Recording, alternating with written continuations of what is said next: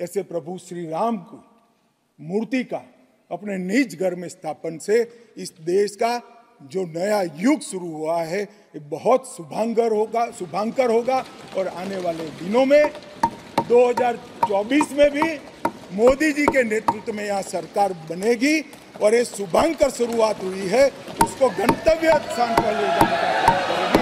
आपको मैं कोट कर रहा हूँ सुप्रीम कोर्ट का जजमेंट पैराग्राफ 1222 रोमन 17 उसमें लिखा गया है the destruction of the mosque took place in breach of the order status quo and the assurance given to this court the destruction of the mosque and obliteration of Islamic structure was an egregious violation of the rule of law. मान्यवर, ये देश की कल्पना राम और रामचरित्र के बगैर कर ही नहीं सकती।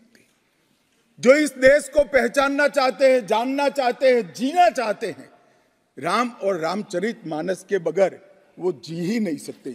राम का चरित्र और राम ये देश के जनमानस का प्राण है, ये सबको समझना चाहिए, सबको स्वीकारना चाहिए। मान्यवर, जो लोग राम के अलावे भारत की कल्पना करते हैं वो भारत को नहीं जानते, वो हमारे गुलामी के काल का प्रतिनिधित्व करते हैं। क्या मोदी सरकार सिर्फ एक फिक्र और नजरिया हिंदुत्व की सरकार है? क्या इस देश का, इस गवर्नमेंट ऑफ इंडिया का कोई मजहब है? इस वतन अजीज सबके मजहब को मानता है। बीजेपी की ताईदी पार्टी कह रही है कि नरसिम्हा राव ने कहा कि मुझे डिस्टर्ब मत करो, मैं पूजा कर रहा हूं, और जिसने रथ यात्रा निकाला, इन दोनों को मोदी सरकार ने इस मुल्क का सबसे बड़ा सिविलियन अवार्ड दे दिया, सबसे बड़ा सिविलियन अवार्ड दे दिया। तो ये बताता है कि इंसाफ जिंदा है या जुल्म को बरकरार रखा जा रहा है।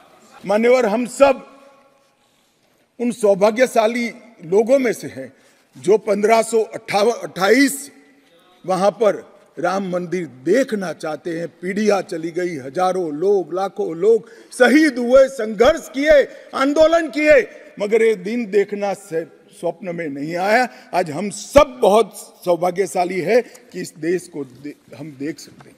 हमको धोखा दिया जा रहा है और अफसोस के साथ कहना पड़ता है सर कि मुस्लिम अक़लियत को हमेशा ये कहा गया कि तुमको भारत के शहरी बरकरार रहने के लिए एक बहुत बड़ी कीमत तुमको चुकानी पड़ेगी, और हम पर इल्जाम लगा दिया गया। सर, क्या मैं बाबर का स्पोक्स पर्सन हूं? क्या मैं जिना का स्पोक्स पर्सन हूं? क्या मैं औरंगजेब का स्पोक्स पर्सन हूं? बताइए सर, आखिर मैं कहां तक आप मुझे लेकर जाएंगे? ये मंदिर बना है, ये सामाजिक एकता का एक अद्भुत उदाहरण मंदिर है, सांस्कृतिक पुनर्जागरण का अद्भुत उदाहरण मंदिर है।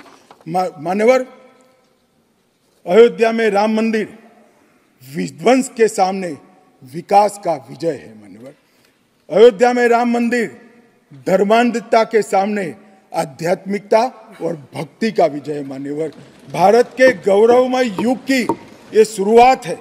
आत्मनिर्भर भारत और विकसित भारत का रास्ते का प्रशस्तीकरण का पॉइंट है और भारत माता को विश्व गुरु बनाने के रास्ते की मान्यवर शुरुआत है। स्पीकर सर, केवल एक प्रश्न का जवाब ओवैसी साहब दे दें कि बाबर को वो आक्रमणकारी मानते हैं या नहीं मानते? पुष्पमित्रा संघा को आप क्या मानते हैं? बताओ, पुष्पमित्रा संघा को आप क्या मानते हैं?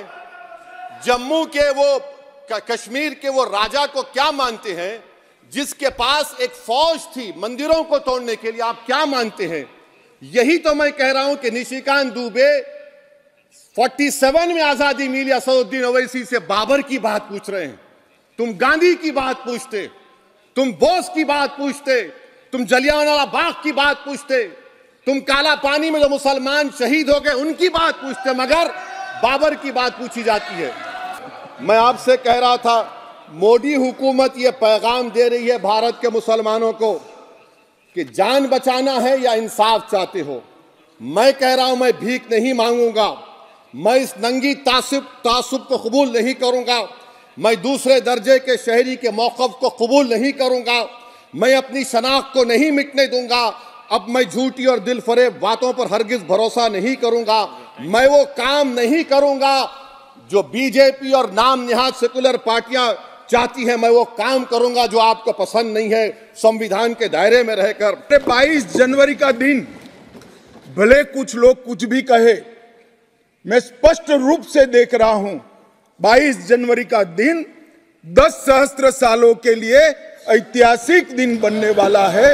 ये सबको समझकर चलना चाहिए। अच्छा, बल्कि मैं तो मर्यादा पुरुषोत्तम राम की इज्जत करता हूं, मगर मैं नाथूराम गोडसे से नफरत करता हूं। मेरी नस्लें नफरत करती रहेंगी, क्योंकि नाथूराम गोडसे ने उस शख्स को गोली मारी जिसके जबान से आखिरी लफ्ज निकले हे राम।